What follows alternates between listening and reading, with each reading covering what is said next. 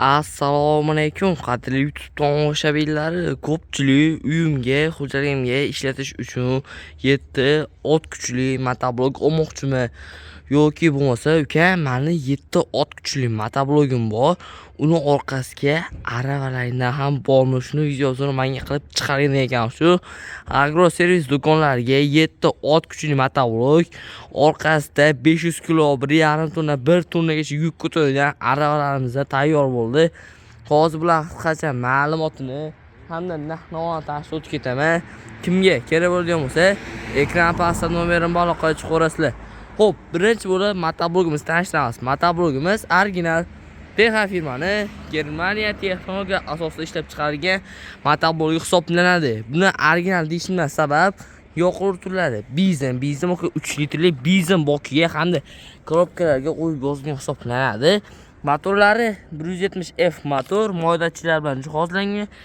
Korobkalari kattakon 450 talik korobka qilib kelganmiz. O'zi 450 ta korobkalar 9 ot kuchli motoblokka qo'yiladi, lekin biz buni o'zini motorini o'tashab 9 ot kuchli korobkasini qo'ydirib kelganmiz. Shuning uchun bu sizga juda ham yaxshi va sifatli ishlab bera oladi. Frezada ish qilganingizda, chizelda temir balon, hokazo hamma ishingizni qilaveradi. Shuning uchun korobkani kattakon qildirib kelganmiz.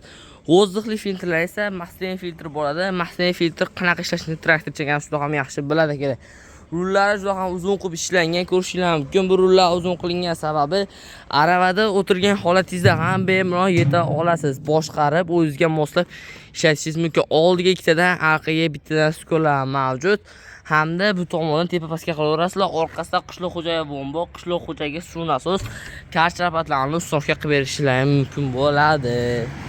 Kimgaki mana shunaqa 7 ot kuchli original motoblok olmoqchi bo'ladigan bo'lsa, ekrandagi nomerga aloqaga chiqaverasizlar.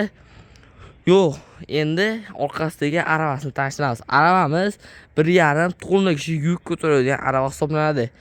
O'tirish, oyoq qo'yish joyi hamma yo'g'i ponli listdan qilingan bo'ladi. Oralarni bekorga ochib qo'ymaganmiz. Bog'ning ichida yuk o'tishayotganingizda loy poy yoki suv chiqadigan bo'lsa, tezda o'zi avtomatik to'kilib ketaveradi. Dishlari aylanma ularsa dishlar hisoblanadi akalar. Xo'p, hamma yo'g'i profildan qilib ishlangan bo'ladi. Ko'rishingiz mumkin, hamma yo'g'i qonli profil. Oldingilarda konteyner listida, lekin buni hamma yo'g'i profildan qilingan. Ko'rishingiz mumkin, chuqurlari juda ham yaxshi chuqurlar. Yuklaringizni solib toshishingiz mumkin bo'ladi. Asosiy joyi balonlari mashina balonlaridan qo'yilgan.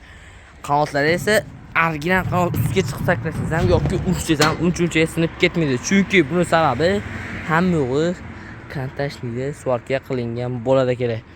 Xo'p, xohlaganlarga mana shu holatda, xohlaganlarga 500 kg ga yuk ko'taradigan holatda, xohlaganlarga 1 tonnaga yuk ko'taradigan holatda qilib beramiz. Manzil Farg'ona shahar, avval qishlog'i agro servis do'koni bo'ladi kerak. Opti masalani birinchi klass qo'ldan hal qilib olaman ekanmiz. Ekranda nomerga aloqaga chiqaverasizlar. Xohlaganlar yig'ilgan holatda, xohlaganlar yig'dirib olishlari mumkin, xohlaganlar upakovka holatda ham qilib beramiz. Cheklanmagan miqdorda mavjud. Endi akalar, buni bitta ishlash jarayonini ko'ramiz. U holda videomizni boshladik.